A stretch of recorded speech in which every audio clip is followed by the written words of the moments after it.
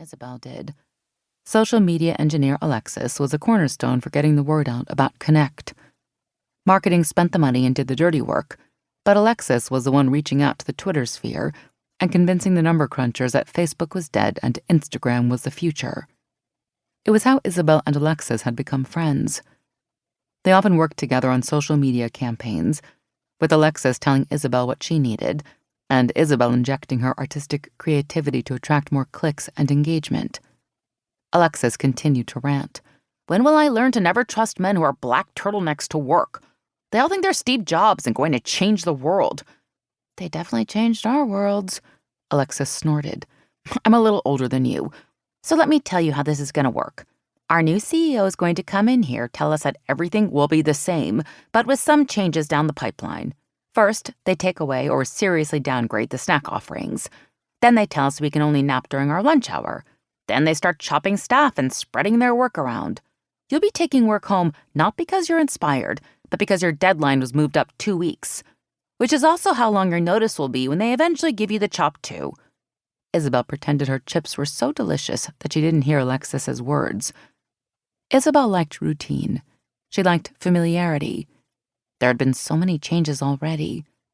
The idea that there would even be more change to come was something she didn't want to think about. But it was inevitable. The new CEO had big plans to expand Connect. Initially, the app had launched in Seattle, but it had since grown to include every major city on the West Coast. And according to the dossier everyone received at the buyout, Black Diamond was determined to take the app national by the end of the following year. That made Isabel a little more optimistic about the new leadership. But Alexis was older and had more experience with these things. Then again, Alexis was cynical about everything. She stole a chip from Isabel's bag. "Did you hear the new CEO is coming by this afternoon? She starts today, now that we've done all the hard work of moving in." "From what little I've heard of her, she doesn't seem too bad." Alexis almost choked on her chip. "Please! We're talking about Scarlett Black. Do you know who she is?" "Obviously.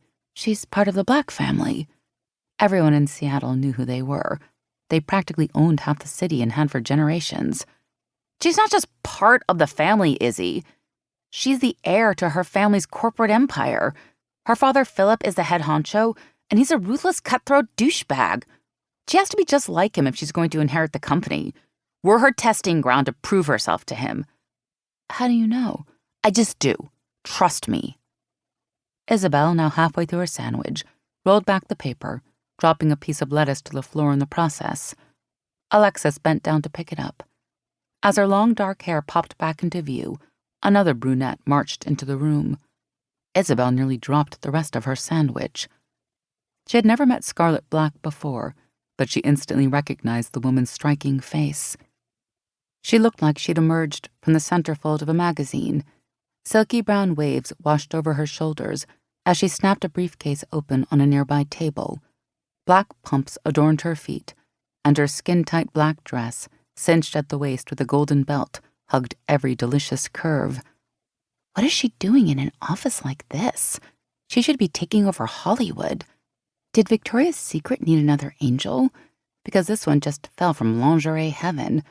Oh, good. Isabel was imagining her new boss in lingerie already. Scarlett tapped a stack of papers on the desk, commanding the attention of everyone in the room. Isabel shoved her half-eaten sandwich into her bag, but the chips? The bag fell to the floor, spilling crumbs onto the linoleum beneath her chair. Alexis rolled her own chair into place, blocking Scarlett's line of sight from the mess Isabel had caused while doing something that was now expressly forbidden by company policy. What is wrong with me? "Could I please have everyone's attention?" Scarlett's voice was as silky as the hair crowning her flawless face. "She has my attention." The pictures of Scarlett Black did not live up to the woman in the flesh. Photos didn't capture the sheer glow of her skin or the elegant mannerisms that brought more attention to her devilishly red lips and the dangling teardrop earrings that accented her jawline. All that was missing was a silken scarf. One Scarlett would remove from her throat and dangle before Isabel's gasping visage. "Tie me to my chair and tell me you want me." Isabel tried in vain to shove the thought aside. Great. What a perfect way to start a professional relationship. "Thank you."